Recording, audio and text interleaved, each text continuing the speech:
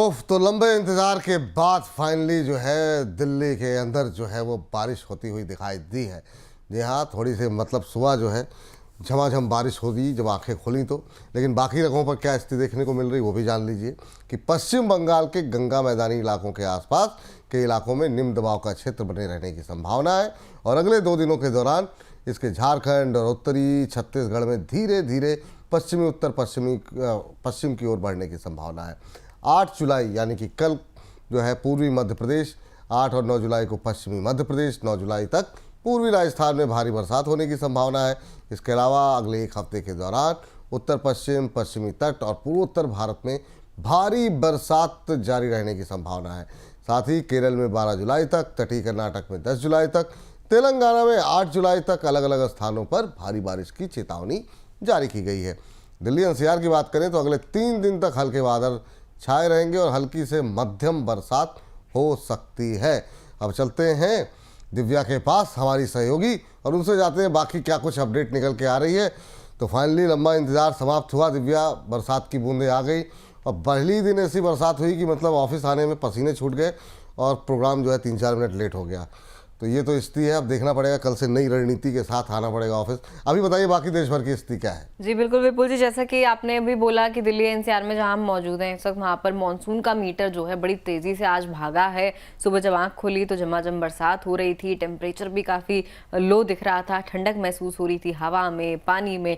इसके अलावा आपको अगर देश भर का हाल बताएं तो वो भी अच्छा ही दिख रहा है। हालांकि जब राज्य दर राज्य हम आपको बताएंगे तो आपको थोड़ा सा मिक्स्ड सिग्नल देखने को मिलेंगे मानसून के। चलिए सबसे पहले देश भर की हम बात कर लेते हैं। 6 जुलाई तक कितनी बरसात अब तक पूरे देश में दर्ज की गई है। देखिए 6 जुलाई तक अब तक जो बरसात हुई है भारत में वो 241.8 mm बरसात हुई है। लेकिन सामान्य तौर पर ये बरसात इस तारीख तक जो है बाकी सालों में 213 mm होती है। बदलाव जो है पूरा 13% का देखा गया है। 13% ज्यादा बरसात अब तक दर्ज कर ली गई है देश भर में। राज्य दर राज्य अगर आपको बताएं तो थोड़ा सा मैंने जैसे कि बोला कि मिक्स्ड सिग्नल आपको देखने को मिलेंगे। सबसे पहले अगर मैं बात करूं तो ओडिशा की मैं आपको हालात बताती हूं तो ओडिशा में 35% बरसात जो है अब तक दर्ज कर ली गई है। अच्छा आंकड़ा है, 35% ज्यादा है, मतलब नॉर्मल स्तर से इतनी ज्यादा बरसात अब तक दर्ज हुई है। इसके अलावा झारखंड की बात करें 69% रेनफॉल अब तक दर्ज कर लिया गया है। ये भी एक अच्छा आंकड़ा है, लगभग 70% के आसपास ज्यादा बरसात हुई है। बिहार की अगर बात करें तो बिहार में स्थिति ऐसी नहीं है।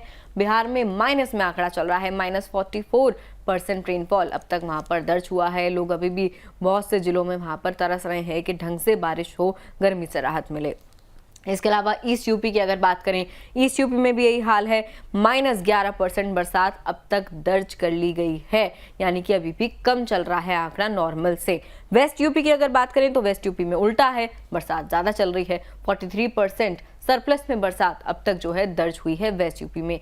एक ही जो है राज्य, उसके 2 हिस्सों में अलग अलग बरसात का स्तर दिखाई दे रहा है। इसके अलावा दिल्ली की अगर हम बात करें जहां पर हम इस वक्त मौजूद हैं, -33% इस वक्त आंकड़ा दिल्ली में चल रहा है, जो कि थोड़ा अब तक चिंताजनक है क्योंकि लोग भी चाह रहे हैं गर्मी से राहत मिल जाए। हालांकि आज मौसम को देखकर लग रहा है कि मॉनसून अब बेहतर तरीके से रफ्तार पकड़ेगा। चलिए इसके अलावा आपको बताएं आगे क्या कुछ हालात रहने वाले हैं।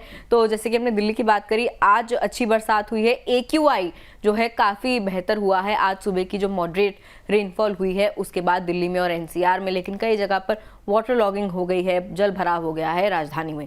इसके अलावा ओडिशा की अगर बात करें, आने वाली 12 जुलाई तक जो है हैवी रेनफॉल ओडिशा के कई इलाकों में दर्ज किया जाएगा।